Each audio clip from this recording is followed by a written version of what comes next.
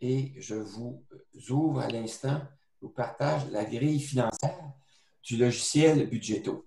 Alors, la grille financière du logiciel Budgeto que vous pourriez, si vous faites votre travail de remodelage de votre budget, vous pourriez vous inspirer de ça pour faire des choix qui vont être plus faciles à réutiliser lorsque vous réutiliserez Budgeto. Alors, comment ça fonctionne?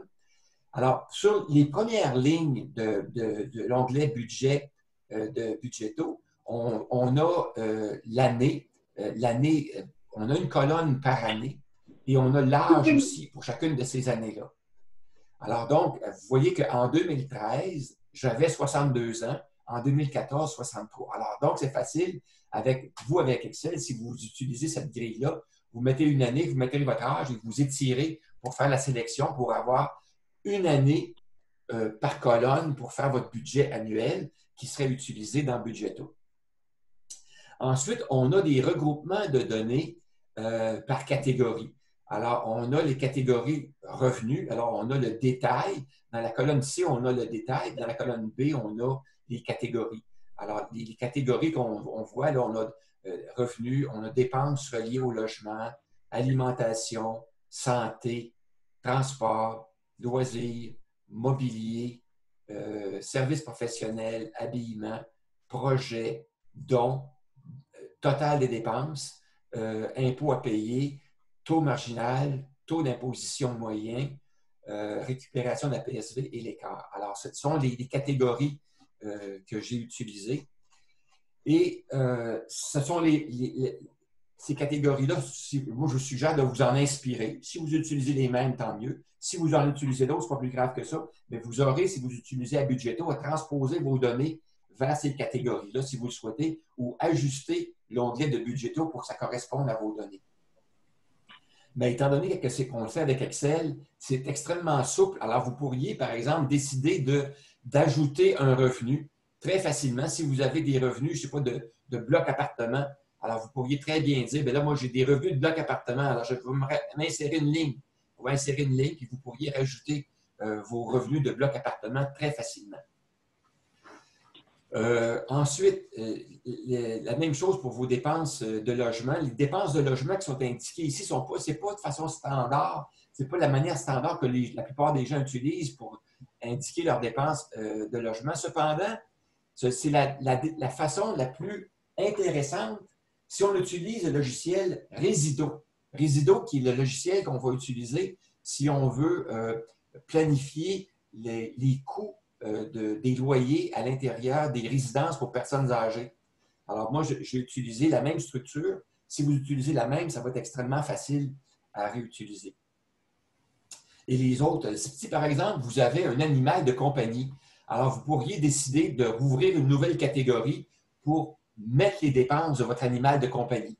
Alors, vous pourriez ici insérer une nouvelle catégorie là, très facilement, insérer, puis marquer ici animal de compagnie, rajouter vos dépenses ici, par exemple. Ça, ce serait l'alimentation ici, les dépenses pour les accessoires, les dépenses pour les soins de santé de votre animal de compagnie, etc. Alors, vous voyez que c'est très, très souple et très facile à utiliser. Maintenant, il y a des colonnes un peu particulières et c'est un peu unique à Budgeto, là. Dans la colonne D, j'indique le pourcentage annuel d'augmentation. Alors ça, c'est fort intéressant parce que si vous avez fait le suivi de vos dépenses par catégorie depuis un certain nombre d'années, vous avez sûrement constaté que le pourcentage d'augmentation annuelle pour certaines dépenses n'est pas le même d'une dépense à l'autre.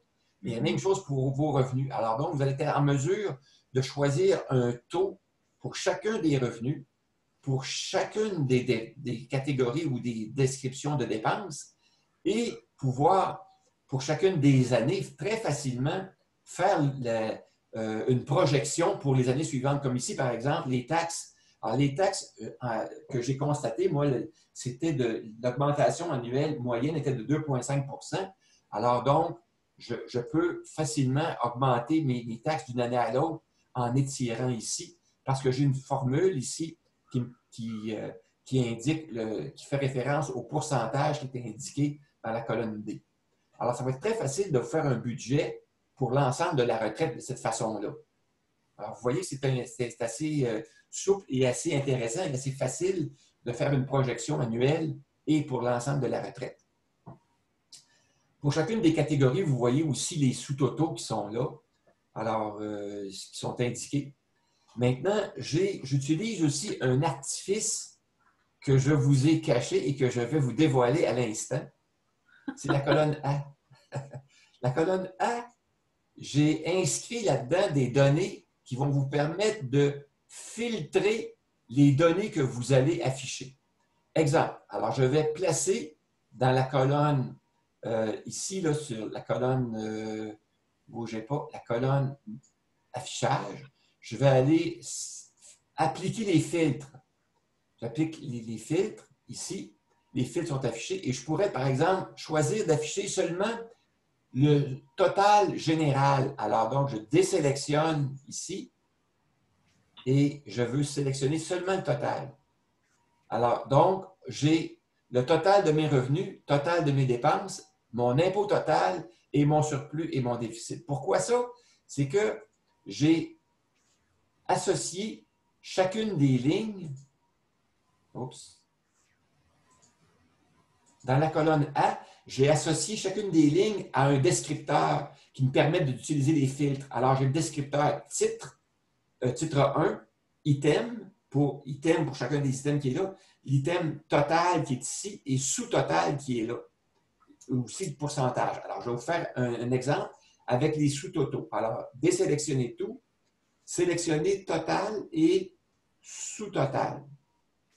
Alors, vous voyez, très rapidement, je peux voir simplement les sous-totaux pour chacune des catégories. Catégorie logement, catégorie alimentation. Alors, Budgeto va fonctionner comme ça. Donc, ça va être très facile pour vous de faire une analyse de votre budget. La même chose, on pourrait désélectionner sous-total et total, puis indiquer le pourcentage. Pourcentage d'augmentation. Oui, c'est ça. Alors, ça nous donnerait le pourcentage d'augmentation de nos dépenses. Non, c'est le pourcentage de chaque secteur. Le secteur alimentation représente 10% en 2013 et 11% en 2015. 10% de quoi? Des revenus. 10% des revenus. Le secteur santé, 3% des revenus. Alors, ça vous permet de faire votre analyse plus facilement par catégorie. Alors, c'est la façon dont est monté l'onglet budget à l'intérieur du calculateur Budgeto. Alors, donc, je vais sauvegarder ça et je vais arrêter le partage, arrêter l'enregistrement.